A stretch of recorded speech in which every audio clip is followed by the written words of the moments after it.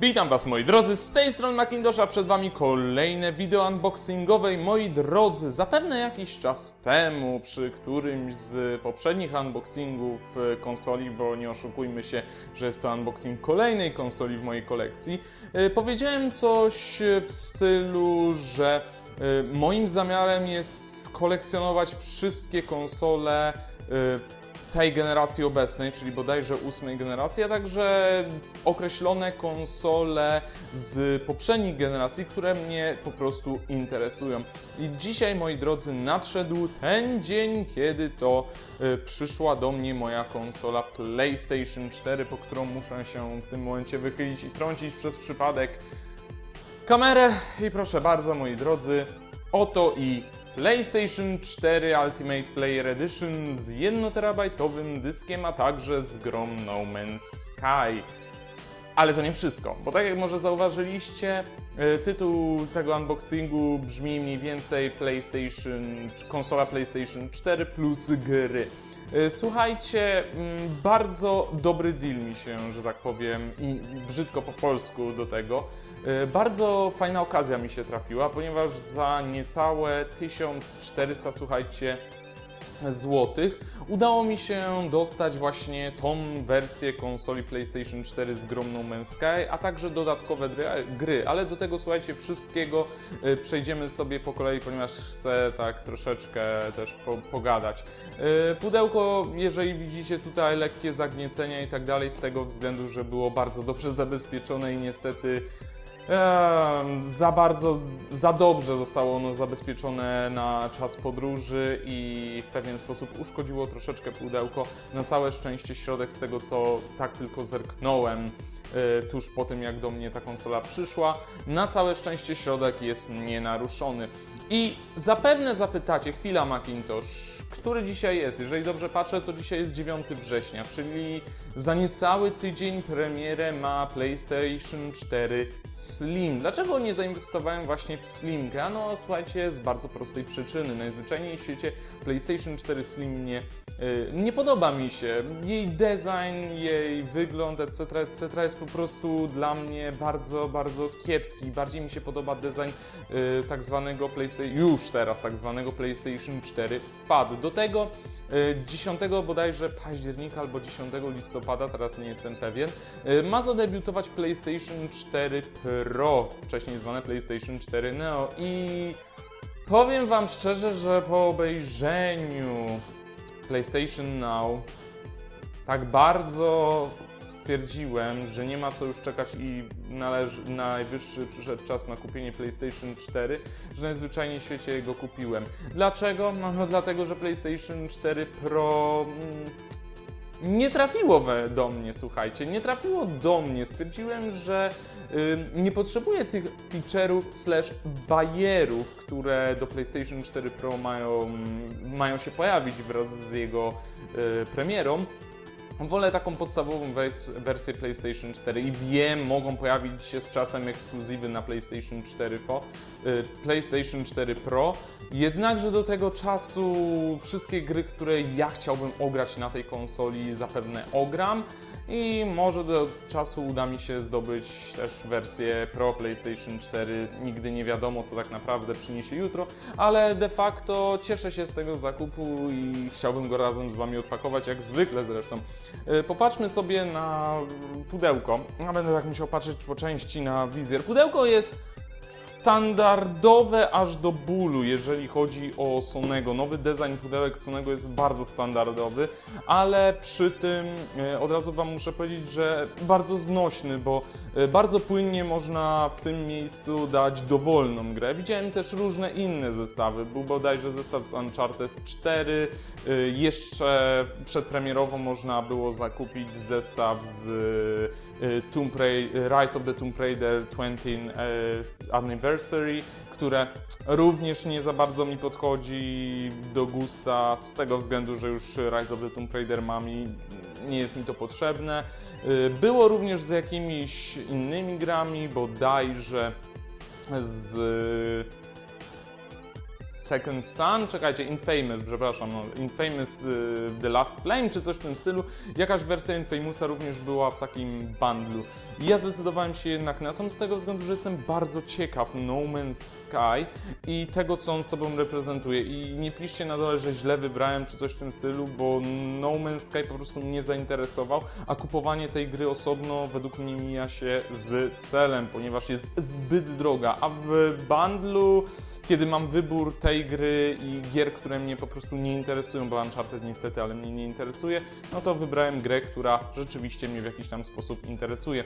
I to jest uwaga dla każdego z Was. Słuchajcie, jeżeli kupujecie konsolę, nieważne czy to jest Xbox One, nieważne czy to jest, nie wiem, Wii U i tak dalej, i macie różne bundle do wyboru, to nie idźcie z nurtem, z tymi osobami, które już to kupiły, znaczy jeżeli Wam się podoba ta sama gra, to kupcie to z tą samą grą, ale nie idźcie za namową większej ilości osób, że słuchaj, PlayStation 4 to tylko brać nie z No Man's Sky, full No Man's Sky jest złe, brać z Uncharted 4, bo ta gra w ogóle nie jest powiązana z poprzednimi Unchartedami i będziesz się dobrze bawił. Okej, tylko że mnie Uncharted totalnie nie interesuje, to dlaczego miałbym to brać? Bo to jest Uncharted. Koniec tematu. Nie, moi drodzy. Jeżeli podoba Wam się jakaś gra, to idźcie za głosem serca i po prostu kupujcie taki zestaw konsolowy, który padnie w Wasze gusto, a nie będziecie podpasowywać się pod inne osoby. To jest moje zdanie. Dobra. Popatrzmy na ten bok i ten bok jest bardzo interesujący, moi drodzy, bo tak jak tutaj możecie zaobserwować, mamy wypisane, co znajduje się w środku. Jest to oczywiście wersja z jednym padem, drugiego pada mam, więc do jednej z gier, którą również otrzymałem do tego zestawu, bardzo mi się to przyda, ponieważ jest to gra, w którą wraz z narzeczoną uszatym arbuzem sobie pogrywamy i dwie poprzednie części już prawie ukończyliśmy. Chociaż do momentu wyjścia tego materiału, kiedy Wy go zobaczycie, to pewnie już i pierwszą i drugą, znaczy drugą część tak de facto tej gry zdążyliśmy przejść. Z tego co tutaj widzę, mamy też słuchawkę mono, akurat to jest taki zbędny gadżet, że głowa, wiecie, że mogłoby go równie dobrze nie być. Kabel HDMI, no nie widzieliście przez chwilę, przepraszam Was. Kabel HDMI, który faktycznie może się przydać, drukowane materiały z tego co tutaj widzę w opisie, kabel USB do bodajże ładowania pada, co też się również przyda, kabel zasilający, no i oczywiście gra No Man's Sky. Z tyłu też, że tak powiem, mamy bardzo mocno do bólu wszystkiego. No, PlayStation Plus, Where the Players Are, wszystkie informacje, jakie są potrzebne. Boże, jakie to jest ciężkie, nawet sobie nie wyobrażacie. Próbuję to jakoś podnieść, żeby Wam pokazać i proszę bardzo. PlayStation Plus, Where the Players Are, DualShock 4, SharePlay, możliwość grania na dzielonym ekranie niektórych gier z PlayStation Vita, PlayStation App, który działa również na niektórych smartfonach Sonego. No i pozostałe aplikacje, które możecie znaleźć na tej konsoli i w wielu innych konsolach Sonego. No i tyle. Jeżeli chodzi o opakowanie, zobaczmy co jest w środku, słuchajcie. Jedno co muszę od razu powiedzieć, co od razu widziałem na samym wstępie i jestem już zauroczony, to pamiętacie jak jakiś czas temu brałem i rozpakowywałem PlayStation TV i powiedziałem, Matko Święta, osoba, która wymyśliła w taki sposób zaginane pudełka, kartony, po prostu zasługuje na Nagrodę Nobla. To jest tak fajne, bo za każdym razem wiadomo w jaki sposób ten karton zamknąć, wystarczy go tutaj pchnąć i macie karton praktycznie już zamknięty, a jak go chcecie otworzyć, to wystarczy, że wygniecie w drugą stronę i proszę bardzo, jest otwarte. Po prostu to jest genialne i nie wiem dlaczego więcej firm tego nie używa. To nie jest żadne nic opatentowanego przez Sony dla tych, którzy od razu by chcieli powiedzieć, bo pewnie Sony to opatentowało. Nie, moi drodzy, nikt tego nie opatentował i pewnie słyszeliście gdzieś tam w tle jak coś, że tak powiem, wow, jak coś uderzyło o karton, najprawdopodobniej przewala się gdzieś tam gra No Man's Sky, ponieważ tak jak widzicie w tym kartoniku zewnętrznym, w tym takim opakowaniu niczego nie ma, więc mogę sobie odstawić gdzieś tutaj na bok i zająć się tym pudłem, w którym najprawdopodobniej znajduje się cała reszta konsoli, cała reszta wszystkiego. A ja nie mam bladego pojęcia, w jaki sposób to otworzyć. Tędy możliwe, że trzeba to otworzyć i powinienem Wam pokazać. Dobra, otwórzmy to z tej strony i zobaczmy, co się kryje w środku. A w środku kryje się, tada!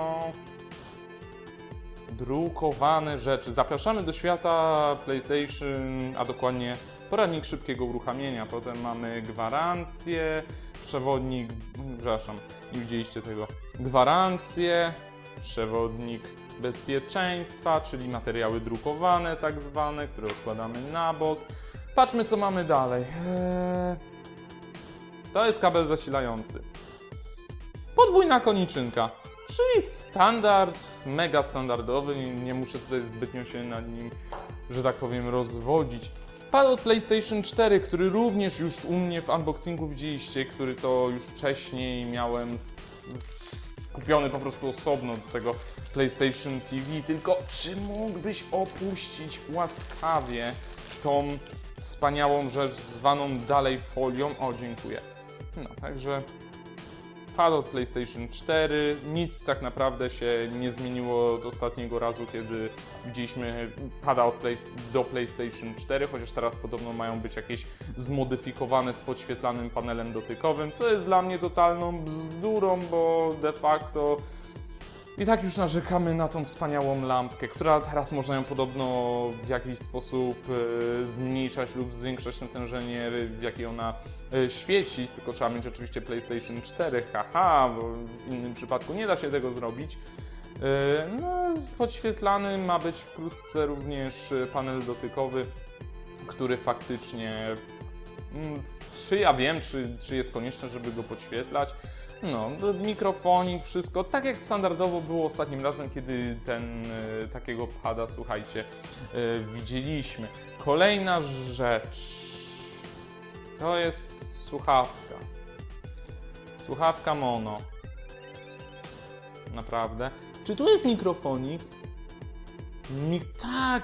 Spójrzcie uważnie, czy złapie fokus. Moja kamera złapie. Oczywiście dałem wam do góry nogami, bo po co dać wam do przeczytania w normalny sposób.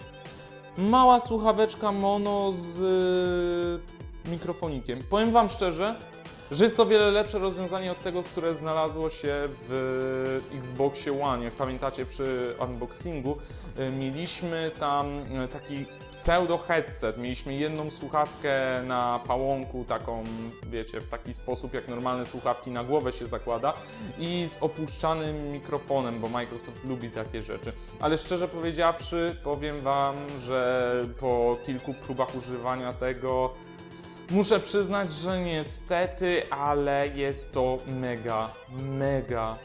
mega słabe i tak naprawdę bardzo niewygodny. Już prędzej słuchawka do uszna w taki sposób z mikrofonem, chociaż osobiście nie lubię słuchawek dousznych, po prostu bolą mnie po nich uszy i wiadomo, i w ogóle i w szczególe, dlatego to jest ostateczność moim zdaniem. No i wolę kupić sobie porządny headset, jeżeli miałbym z kimś grać i założyć do tego mikrofon, niż wykorzystywać coś takiego. Miły gest ze strony Sonego, że coś takiego dało. Microsoft też takie coś dało, tylko że w troszeczkę gorszej wersji. Myślę, że to jest bardziej praktyczne po prostu dla graczy. Potem co mamy? Kabelek USB. Kabelek USB, moi drodzy, do ładowania padów. Rzecz, która była mi potrzebna, ponieważ do tej pory wspomagałem się kablem od Huawei'a, tak, od telefonu Huawei, żeby ładować albo gdziekolwiek podłączać tego wspaniałego pada, tego drugiego pada od PlayStation 4, którego posiadam. Fajnie jest mieć coś takiego bardziej niestandardowego i przy okazji nie spieprzyć jedynego kabla, którym możemy naładować Huawei'a, to znaczy naszego smartfona w domu, bo szczerze powiedziawszy nie mam innego żadnego kabla z tym takim miniaturowym USB w zapasie, w razie gdyby tamten mi się rozwalił. No i ostatnia rzecz to HDMI i od razu wam mówię, ten HDMI nigdy nie opuści tego woreczka. Dlaczego? Ponieważ ze względu na ustawienie obecne mojego pokoju, w jaki sposób ta konsola będzie postawiona w nim, to taki krótki kabel w żaden sposób mi nie starczy, gdybym chciał podłączyć konsolę, i najzwyczajniej w świecie musiałem dokupić sobie 3-metrowy kabel HDMI, który w zupełności mi w tym momencie będzie starczył. To tyle, jeżeli chodzi o dodatkowe rzeczy. Otwórzmy więc środek i zobaczmy, co w środku piszczy. A w środku piszczy, z tego co widzę, wy jeszcze nie widzicie, tu znajduje się gra, a tu znajduje się konsola. Spróbuję więc najpierw dostać się do gry, oczywiście pewnie będzie to karkołomne, więc najpierw wyciągnę, słuchajcie, konsolę i już jestem mile zaskoczony z tego względu, że chwila, wyciągnijmy jeszcze grę, bo za chwilę to się źle skończy, gra gdzieś mi wypadnie albo coś w tym stylu. No i proszę bardzo, No Man's Sky w wersji pudełkowej. Pięknie to wam pokazałem wam pół napisu, brawo ja. Słuchajcie, No Man's Sky w wersji pudełkowej, dlatego również brawa dla Sonego, z tego względu, że obojętnie, słuchajcie, jaki weźmiecie tak naprawdę bundle z grami do PlayStation 4, wszystkie gry dostajecie w wersji pudełkowej. To ma plusy i minusy. Osoby, które nie zbierają pudełek i nie zbierają kopii fizycznych gier, no nie będą zadowolone, bo będą musiały ją odtwarzać z dysku Blu-ray. Ale osoby takie jak ja na przykład, które zbierają wersje pudełkowe, proszę bardzo, dostajemy gry w wersjach pudełkowych, a nie tak jak w przypadku naszego ulubionego Microsoftu, dostajemy grę w wersji małego wydrukowanego kartoniku i mamy się cieszyć wersją cyfrową. Popatrzmy uważnie, jakie No Man's Sky jeszcze tak naprawdę nie wiem jakie jest, dlatego też fajnie by było, gdyby, wiecie, gdybym się dowiedział i właśnie to będę mógł uczynić i przy okazji może jakąś recenzję wam sklecić odnośnie No Man's Sky. Dzięki tej kopii, hurra, wiecie jak się cieszę, nawet nie wiecie jak ja się bardzo cieszę, że mogę wreszcie spróbować tej gry, ale odłóżmy ją sobie gdzieś tutaj na bok i zajmijmy się, słuchajcie, konsolą, zdejmijmy wszystkie rzeczy bezpieczeństwa. Ja tą konsolę ostrożnie, słuchajcie, położę. Kartoniki. Jeżeli usłyszycie huk, to przepraszam. Jeden kartonik i drugi kartonik. I nie słyszeliście huku, bo rzuciłem go akurat na dywan. No i zobaczmy, jak ta konsola wygląda. I wow! Wziąłem oczywiście ją do góry nogami, bo przecież normalnie nie można było, ale już odwracam. I powiem wam, że wow! Wow, jestem naprawdę mile zaskoczony, ponieważ ta konsola wydawała mi się de facto większa, kiedy ją ostatni raz widziałem. Nie wiem, to chyba były jakieś, wiecie, moje przewidzenia, albo po prostu źle to zapamiętałem. I wow, i powiedzcie mi, że wymienilibyście takiego wspaniałego kloca, tak fajnie zakończonego. Bardzo mi się podoba ten styl, który tutaj nadano. I nie wiem dlaczego wymieniono go na zaokrąglone rogi. To wygląda tak źle. Wiecie, z czym mi się kojarzy PS4 Slim, tak jeszcze wracając właśnie do tego. PS4 Slim, słuchajcie, kojarzy mi się z rzeczą, którą kiedyś miałem, kiedyś używałem i równie szybko jak ją miałem, równie szybko się jej pozbyłem jeszcze ze zwrotem pieniędzy i było nim Apple TV. Apple TV, które po prostu tak bardzo mnie irytowało, tak bardzo nie działało. Testowałem je przez jakiś czas, po prostu chciałem zobaczyć jakąś, wiecie, inną wersję telewizji i szczerze powiedziawszy, znaczy taką alternatywę względem telewizji satelitarnej. Powiem wam szczerze, że Apple TV był tak tragicznie straszny, że jak tylko widzę coś podobnego do Apple TV, nawet w wyglądzie, to mnie biorą ciarki i od razu mówię nie, więc dlatego PlayStation 4 Slim w ogóle mi się nie podoba. Poza tym już ludzie mówią, że ma mieć to samo, ten sam, że tak powiem, system chłodzenia, jeżeli dobrze to powiem, czy to ten sam podzespół chłodzenia, co ta wersja, tylko jeszcze bardziej zminiaturyzowany. Jak wiemy, to PlayStation 4 lubi się troszeczkę grzać, więc tam to nie wiem, będzie się mega przegrzewać, czy coś będzie cięte, jeżeli będzie za szybkie, nie wiem. Jeżeli będzie się za szybko grzać, znaczy się podzespoły będą się za szybko grzać, no to jakieś czujniki utną nam trochę grafiki, utną nam trochę RAMu, czy coś w tym stylu, żeby troszeczkę obniżyć temperaturę. To by było głupie, ale na to wygląda, że w taki sposób PlayStation 4 Slimka będzie działać. Dlatego kolejne przeciw kupowaniu PlayStation 4 Slim. A co do PlayStation 4, słuchajcie, wow, powiem wam szczerze, że naprawdę ładnie wygląda. Jeszcze zobaczymy sobie z tyłu, co my tu mamy.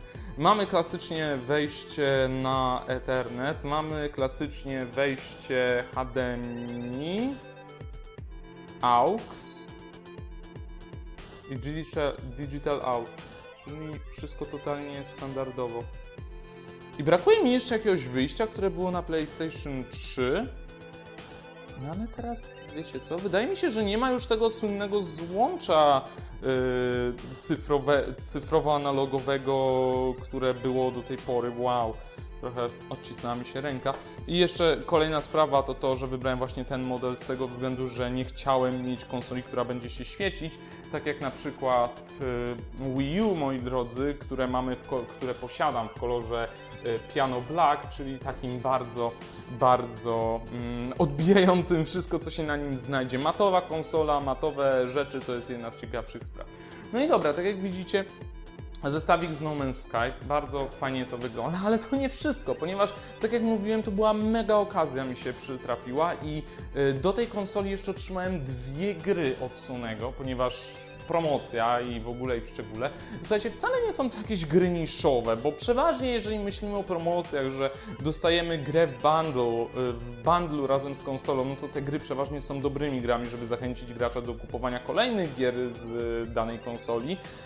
A gry, które jeszcze możemy na przykład otrzymać w jakiejś tam konkretnej promocji są, że tak powiem, takiego średniego sortu. Przeważnie tak było, ale nie tym razem, moi drodzy, ponieważ dostałem cały wachlarz gier, które mogłem sobie do tej konsoli dobrać, do tego bundla konsoli mogłem sobie dobrać i powiem Wam, że znalazło się tam mnóstwo bardzo ciekawych gier. Tyle, że niektóre z tych gier to były remastery z PlayStation 3, których ja nie trawię, czyli God of War 3 Remastered i na przykład jeszcze The Last of Us Remastered, których ja po prostu nie trawię, ponieważ według mnie te gry lepiej wyglądają na Playu trójce niż na Playu 4, ale jak wiadomo, to się może z czasem zmienić. Oczywiście, że się nie zmieni. Wersja na Playa 3 wygląda znacznie lepiej niż wersja na PlayStation 4, ale posiadając PlayStation 4 będę mógł ograć w tym momencie ekskluzywy dla tej konsoli, które mnie faktycznie interesują, typu Ratchet & Clank, Bloodborne. No i kolejne gry, które tutaj mam, czyli po pierwsze Killzone Shadowfall, moi drodzy. Nie wiem, czy wiecie, ale ja akurat Killzone'a serię bardzo szanuję i bardzo lubię, jeżeli chodzi o strzelanki pierwszoosobowe na konsolach. Posiadam całą trylogię Killzone'a na PlayStation 3 i przyznam się szczerze, że grałem tylko w Killzone'a 1 i to jeszcze na Playu 2 i przeszedłem go oraz troszeczkę pogrywałem w Killzone'a 2 i nie przeszedłem nigdy tej gry, a trójki w ogóle nigdy nie ruszyłem i trzeba by było się za to zabrać, żeby móc Killzone'a Shadowfall również sobie, moi drodzy, ograć. To jest, słuchajcie, pierwsza gra, którą dostałem w tym zestawie, ładnie ją sobie tu położymy, żeby to jakoś fajnie wyglądało. I druga gra, którą dostałem w tym zestawie, to, moi drodzy, Little Big Planet 3 i to jest gra, o której wielokrotnie mówiłem, ponieważ wraz z Uszatą gramy obecnie sobie w kanapowego co-opa w poprzedniej wersji Little Big Planet i trzecia część jest podobno jedną z najciekawszych części. Tyle, że jeżeli powiecie, no chwila, masz Playa trójkę, dlaczego nie kupiłeś sobie wersji na PlayStation 3? Bo takowa istnieje dla tych, którzy nie wiedzą. No to już dlatego, że jest to wersja pozbawiona naprawdę masy feature'ów, które znajdują się w tej wersji i niektórzy nazywają ją po prostu Little Big Planet 2,5.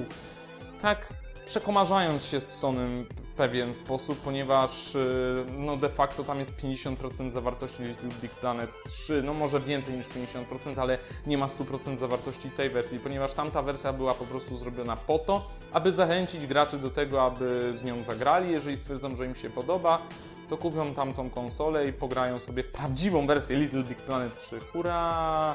Na całe szczęście nie musiałem tego sprawdzać na własnych, że tak powiem, na własnej skórze, tylko od razu przeskoczyłem na Little Big Planet 3 na PlayStation 4. I tak, słuchajcie, prezentuje się moja nowa konsola i de facto jest to ostatnia konsola z tej generacji, jaka istnieje. Jeżeli dobrze wiecie, co wielokrotnie podkreślałem, miałem pewien schemat kupowania tych konsol. Po pierwsze, interesowała mnie z tych wszystkich konsol i w dalszym ciągu uważam za najlepszą konsolę tej generacji Nintendo Wii U. Na drugim miejscu Xbox One, na trzecim PlayStation 4.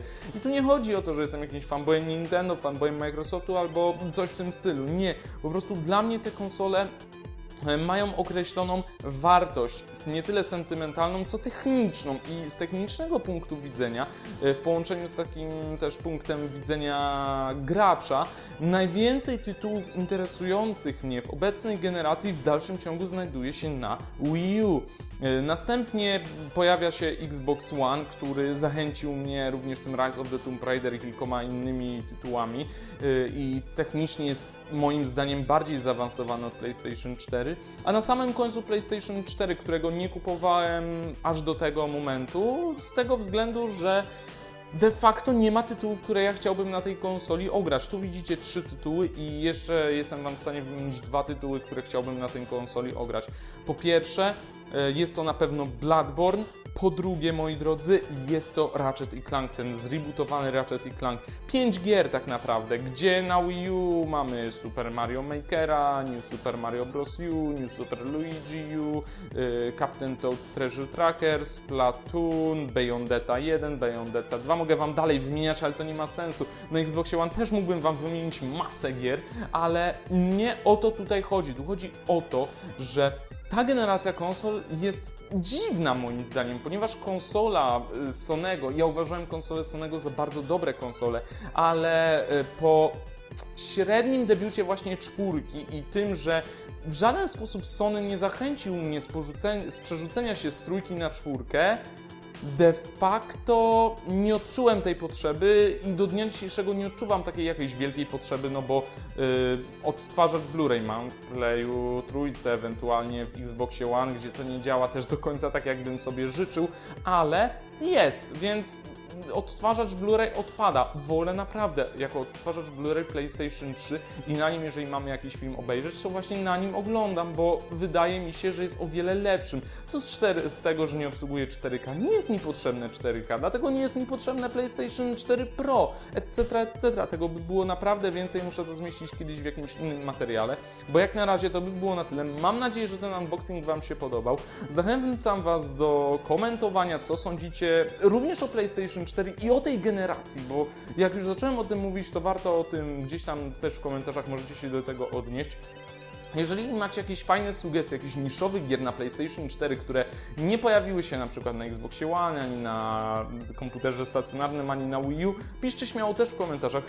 Z chęcią przejrzę te gry, zobaczę, o co w nich biega i czy nie warto by było w nie po prostu, słuchajcie, zainwestować, bo jestem kolekcjonerem gier, nie oszukujmy się, jestem kolekcjonerem sprzętu oraz gier i de facto nawet znajdowanie niszowych tytułów, które zainteresowałyby mnie, jest jedną z rzeczy, którą no, po prostu trzeba kiedyś tam w końcu zrobić, a to, że jesteście w stanie mi takie tytuły podpowiedzieć, no to tylko i wyłącznie Wasza, że tak powiem, broszka. I to by było na tyle. Dzięki Wam za uwagę. Komentujcie, subskrybujcie, polecajcie swoim znajomym. Trzymajcie się, do następnego razu. Cześć!